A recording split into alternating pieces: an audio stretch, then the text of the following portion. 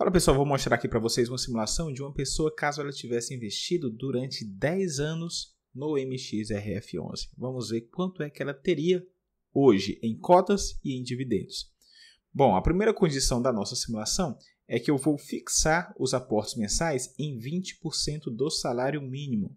Hoje, em 2024, o salário mínimo está em R$ 1.412, mas lá atrás, em 2013, o salário mínimo estava em R$ 678. Então, nós tivemos uma grande variação nesse período e eu vou ancorar a nossa simulação em aportes mensais fixados no salário mínimo de 20%. Então, vindo aqui para a nossa planilha, eu teria esses valores. Vou considerar o período de janeiro de 2013 até dezembro de 2023 e o investimento mensal foi de acordo com esses valores que estão aqui nessa coluna. A segunda condição da nossa simulação é que eu considerei o dividendo médio em cada ano. Se você vier aqui e ver o histórico de dividendos do MXRF11 ao longo do último ano, você vai ver que ele ficou pagando entre 11 centavos e 12 centavos. Então, eu fiz a média anual de dividendos para a nossa simulação. Embora seja uma média, mas vai ficar muito próximo da realidade essa aproximação. Tive que fazer essa consideração apenas para agilizar a nossa simulação, senão eu iria perder muito tempo nela. Bom, então podemos agora passar para os resultados. Essa daqui foi a planilha do MXRF11 e o primeiro caso que eu vou mostrar aqui para vocês é de um investimento sem reinvestir os dividendos. Então, estou pegando o preço da cota lá de 2013 até 2023, tem o preço da cota, quanto que pagou de dividendos, e aí a gente fazendo o aporte mensal, viria quantas cotas dava para comprar, e assim a gente ia montando o nosso patrimônio. O resultado da simulação é esse. Sem reinvestir os dividendos, você teria feito um investimento de R$ 25.526,40, de tal forma que você teria acumulado 2.599 cotas, então quase 2.600 cotas. Isso te dá um patrimônio hoje de R$ 27.469,21, que no MXRF11 daria um dividend yield médio de R$ 311,85. Mas perceba que, como você não reinvestiu os dividendos, você gastou esses dividendos. E os dividendos gastos ao longo desse período foi de R$ 13.364,06.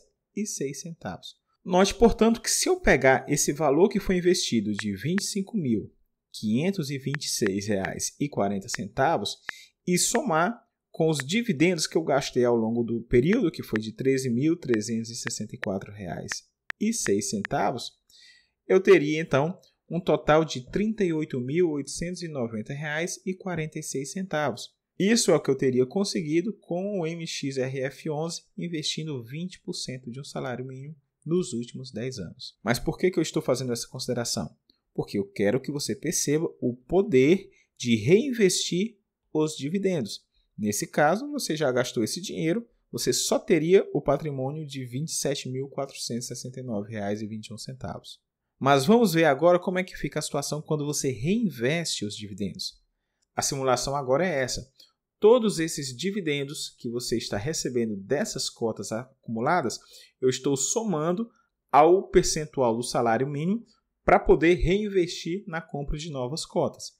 De tal forma que o resultado dessa nova simulação é este.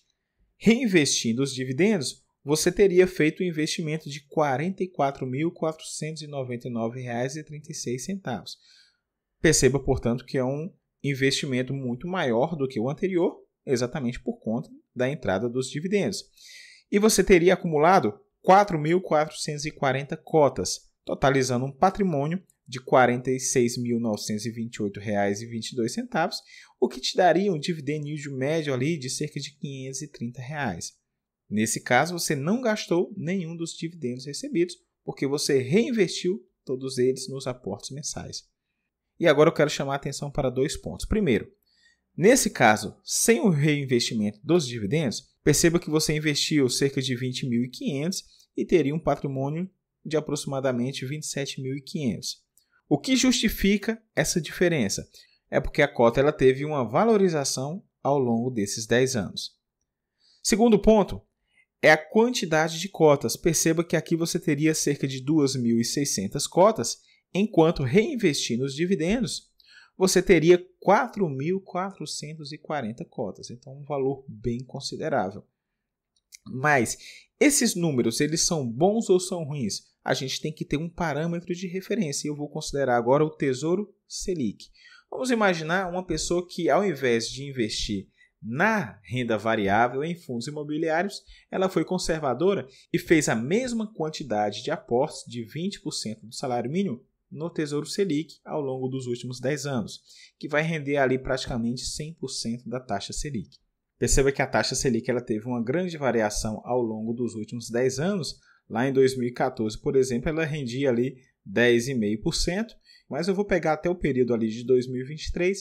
Note que ali por volta de fevereiro, março de 2023, a gente tinha uma Selic de 13,75%, só que esse valor é ao ano, então eu preciso converter ele para ao mês. Então, se eu venho aqui no site A Matemática do Dinheiro e coloco 13,75% ao ano, eu vou ter uma taxa de 1,079% ao mês.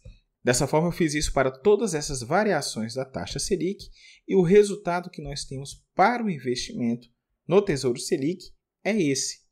No período analisado, eu teria feito um investimento também de R$ 25.526,40, o mesmo do MXRF11 sem o reinvestimento de dividendos, só que aqui eu tive um rendimento de R$ 14.572,86.